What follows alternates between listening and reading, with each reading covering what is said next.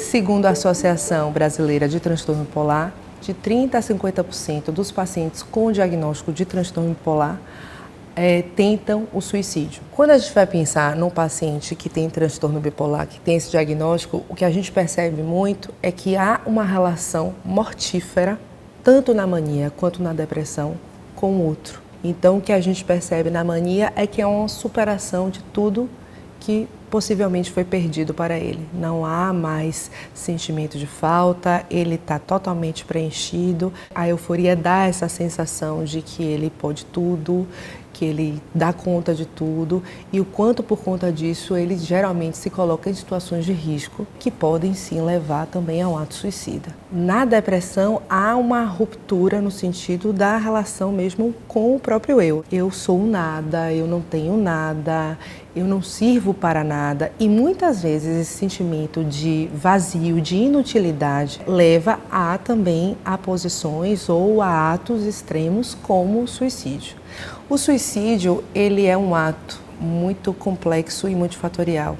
Geralmente os pacientes, e aí a gente pode falar tanto de pacientes neuróticos ou psicóticos, mas há uma lógica de ruptura muito grande com a vida por conta do sofrimento. Quando a gente vai falar de pacientes com estrutura neurótica, você percebe que muitas vezes o ato suicida é uma forma de convocar o olhar do outro. É uma forma de pedir ajuda, mas que muitas vezes erram no cálculo ou tendem a apelar para formas extremas como forma de aparecer na relação com o outro. Na estrutura psicótica, a gente percebe que isso é, de fato, muitas vezes uma ruptura com aquele sofrimento, até com a própria alucinação ou delírio, que, assim, diante de por exemplo, uma atitude delirante, acha que se não se matar, a família vai ser morta. Quando isso faz parte de uma situação delirante, isso tem um impacto e isso às vezes tem um risco muito maior do que um sujeito na estrutura neurótica. Mas o que a gente percebe é que é sempre um ato extremo, um ato de muito sofrimento, acompanhado de pequenos sinais. Então, uma pessoa não se suicida do dia para a noite, ela geralmente apresenta sinais. O que a gente percebe muito é que tanto o paciente quanto a família têm uma dificuldade de observar os gatilhos. Às vezes atribuem aspectos da personalidade ou a outras questões que estão envolvidas, ou, por exemplo, traumas momentâneos, ou traumas infantis, ou situações de perdas recentes.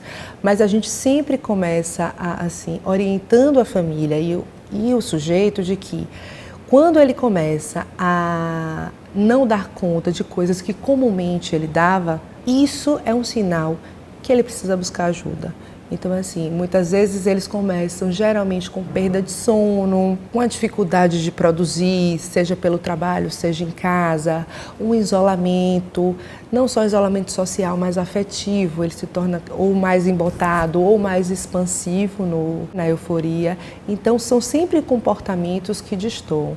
A gente não pode confundir a questão do transtorno bipolar, que são estados de humor muito alterados das emoções. As pessoas ficam tristes, as pessoas ficam alegres, em algum momento da vida elas ficam eufóricas. A grande questão é quando essa euforia traz mais prejuízos no laço social, na sua relação com o outro e consigo mesmo. E na depressão a mesma coisa, Quando esse isolamento ou um momento, por exemplo, às vezes diante de um luto, a pessoa fica mais triste de fato, mas quando o luto começa a se tornar uma coisa muito mais prolongada, que isso faz com que o sujeito tenha atitudes cada vez mais de se anestesiar, fugir diante de sua realidade, isso sim é um pedido muitas vezes de ajuda para que a gente possa investir em um tratamento que tire um pouco esse sujeito de um lugar mortificado. Às vezes, o que a gente observa na clínica é que as pessoas demoram muito tempo para procurar ajuda.